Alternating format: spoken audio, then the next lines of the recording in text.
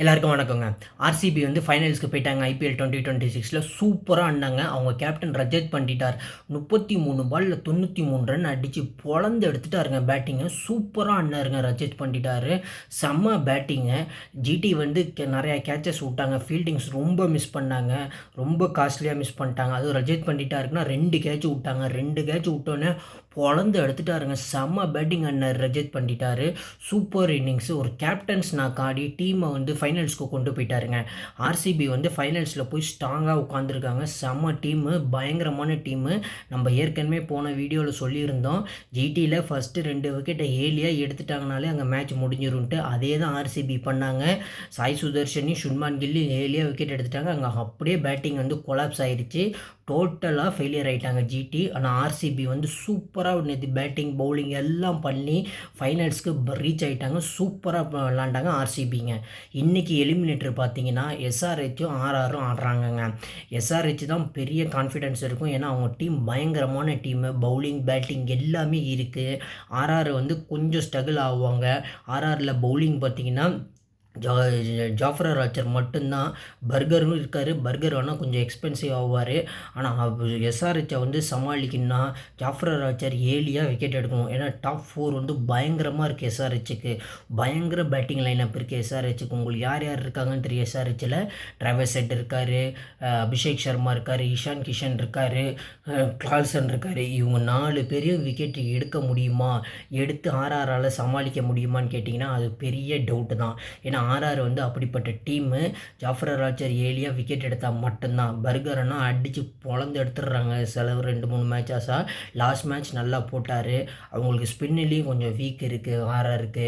அதனால் வந்து இந்த மேட்ச் வந்து நேற்று மாதிரியே ஒன் சைடாக போகிறதுக்கு வந்து அதிக சான்ஸ் இருக்குது. எனக்கு என்னமோ எஸ்ஆர்ஹெச் வந்து ஈஸியாக பீட் பண்ணிடுவாங்கன்னு தோணுது. ஒருவேளை ஜாஃப்ரர் ஆர்ச்சர் வந்து ஏலியாக விக்கெட் எடுத்துட்டார்னா ட்ராவிஸ் ஹெட்டையோ அபிஷேக் சர்மாவையோ 2 பேரும் ஏலியாக விக்கெட் எடுத்து இஷான் சர்மா வந்து எப்படியாச்சும் அவுட் ஆகிட்டார்னா கொஞ்சம் மேட்ச் மாறுறதுக்கு சான்ஸ் இருக்குது. ஏன்னா 80லேயே அவுட் ஆகிருக்காங்க எஸ்ஆர்ஹெச் இந்த சீசனில். அதனால் மேட்ச் எப்படி வேணால் போகிறதுக்கு சான்ஸ் இருக்குது. அந்த சைடு பார்த்திங்கன்னா ஆர்ஆரில் வைபவ் சூர்யவன்சி இருக்கார். வைபவ் சூர்யவன்சி வந்து ஒரு நல்ல பெர்ஃபார்மன்ஸ் காட்டினார்னா போலும். வைபவ் சூர்யவன்சி, எஸ்எஸ்சி ஜெய்ஸ்வால்லாம் பேட்டிங்கில் அவங்களும் இருக்காங்க. அவங்களுக்கு ஆர்ஆர் பேட்டிங் கொஞ்சம் ஸ்ட்ராங்காக தான் இருக்குது. பட் ஆனால் பவுலிங் கொஞ்சம் வீக்காக இருக்குது. ஆனால் எஸ்ஆர்ஹெச்சுக்கு வந்து எல்லாமே strong. Bowling strong, batting strong பயங்கரமாக வச்சுருக்காங்க. பேட் கமின்ஸ் வந்து சூப்பராக டீமை லீட் பண்ணிட்டு வந்துட்டுருக்காரு.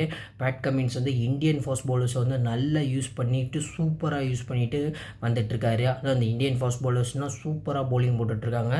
பேட் கமின்ஸ் அண்டர் கேப்டன்சியில் பேட் கமின்ஸ் வந்து அவங்கள நம்பி தான் வராரு. அவங்க இந்தியன் ஃபாஸ்ட் பவுலரை நம்பி தான் வராரு.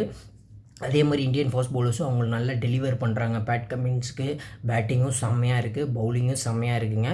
இன்றைக்கி மேட்ச் வந்து ஆர்ஆர் வந்து ஜெயிக்கணும்னா ஏலியாக வந்து ஜாஃப்ரர் ஆர்ச்சர் விக்கெட் எடுக்கணும். ஜாஃப்ரர் ஆர்ச்சர் விக்கெட் எடுத்தால் மட்டும்தான், ஏலியாக விக்கெட் எடுத்தால் மட்டும்தான் மேட்ச் மாறுறதுக்கு சான்ஸ் இருக்குது. இல்லைனா இதுவும் வந்து ஒன் சைடட் கேம் மாதிரி போயிடும், கிளிக் ஆகிடும்.